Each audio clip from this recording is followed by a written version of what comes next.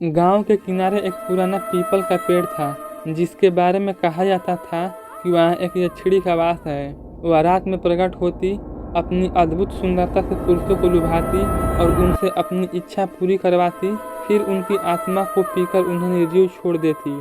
रमेश, जो इन बातों पर विश्वास नहीं करता था, अपने दोस्तों की हंसी उड़ाते हुए बोला, अगर सच में वहाँ कोई यक्षिणी है तो आज रात में उसे देख कर आऊँगा। दोस्तों ने उसे रोकने की कोशिश की, मगर वह नहीं माना। आधी रात को जब रमेश पीपल के पेड़ के पास पहुंचा, तो वातावरण में अजीब ठंडक थी। अचानक एक मीठी सुगंध हवा में घुल गई। उसने देखा, लाल साड़ी पहने एक स्त्री, जिसकी काली घनी जुल्फें कमर तक लहराती थी। उसकी आंखें गहरे सागर जैसी थी और उसका सौंदर्य किसी अप्सरा से कम नहीं था।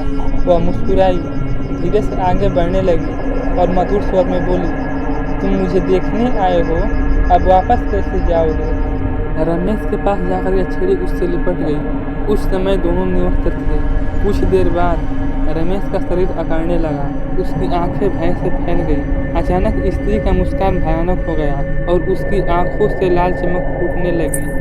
उसके लंबे नुकीले नाखून रमेश के चेहरे तक आ पहुंचे और उसकी आत्मा को धीरे धीरे खींचना शुरू कर दिया।